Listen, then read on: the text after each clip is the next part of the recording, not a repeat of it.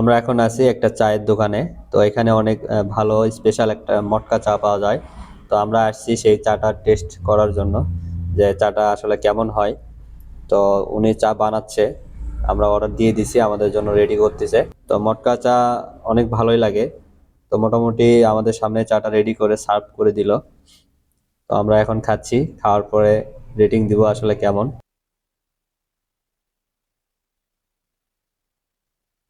আসসালামু আলাইকুম ভিউয়ার্স, অনেকক্ষণ রুমের মধ্যে বসে থাকার পর ভালো লাগছে না।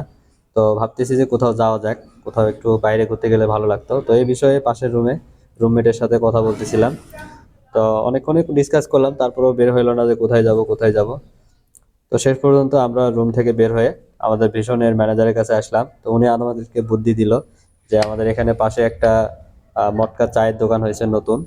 তো আমরা চাইলে ওখানে যাইতে পারি। তো চায়ের কথা শুনে আর দেরি করলাম না, সাথে সাথে শোরুম থেকে বের হয়ে পড়লাম দোকানটাতে যাওয়ার উদ্দেশ্যে। তো আমরা যাচ্ছি তিনজন, ম্যানেজারটা আমাদের সাথে যাইতে পারবে না। তো তারপরে আমাদের রয়্যাল এনফিল্ডে চড়ে আমরা এখন চলে যাব চায়ের দোকানে। তো দোকানটা আমাদের এখান থেকে বেশি দূরে না, কাছেই। তো বাইকে উঠতে না উঠতেই চলে আসলাম আমাদের সেই টি স্টল, নতুন যে চায়ের দোকানটা হয়েছে এটাতে। অনেক সুন্দর লাইটিং করছে, দেখে ভালোই লাগতেছে বাইরে থেকে।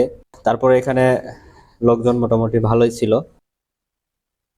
তো এসে দেখি এখানে মটকা চায়ের যে মটকাটা আছে এটাতে হিট দেওয়া হচ্ছে। আমাদের সামনে যিনি আছে উনি চাটা বানাই দিয়েছে।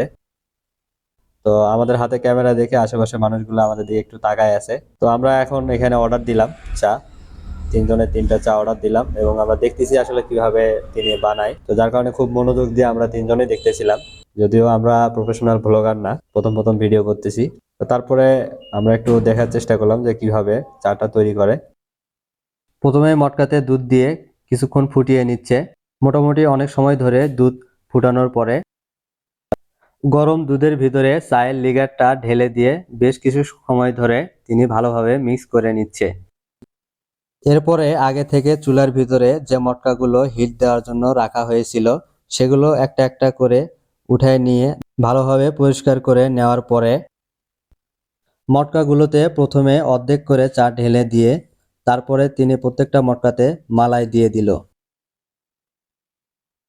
এরপরে আবার পুরো মটকা ভরে চা ঢেলে দেওয়ার পরে আমাদের চাটা মোটামুটি রেডি হয়ে গেছে। সবশেষে স্পেশাল কিছু আইটেম চায়ের উপরে অ্যাড করে দিল। তো এখন চাটা পুরোপুরি রেডি। তো অবশেষে অনেকক্ষণ অপেক্ষা করার পরে আমরা হোটেলের ভিতরে গিয়ে বসলাম। বসার সাথে সাথে আমাদের চাটা নিয়ে চলে এসেছে এবং সুন্দরভাবে আমাদের সামনে পরিবেশন করে দিল। তো মটকাটা অনেক গরম থাকার কারণে আমরা প্রথমে চামচ দিয়ে খাওয়া শুরু করলাম।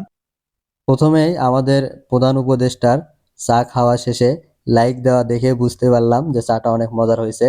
এরপরে আমাদের সহকারী উপদেষ্টার এক্সপ্রেশন দেখে বোঝা যাচ্ছে তার কাছে অনেক ভালো লাগছে। আমার কাছেও চাটা অনেক ভালো লাগছে। আমাদের মটকা চাটা খাওয়া শেষ হওয়ার সাথে সাথেই আজকের মিনি ভ্লগটা এখানেই শেষ করছি। তো আমাদের ভিডিওটি শেষ পর্যন্ত দেখার জন্য আপনাদেরকে অসংখ্য ধন্যবাদ। আবারও আমরা নতুন কোনো ভিডিও নিয়ে আপনাদের সামনে চলে আসবো। তো সে পর্যন্ত আপনারা ভালো থাকুন, সুস্থ থাকুন, আমাদের জন্য দোয়া করুন। আল্লাহ হাফেজ।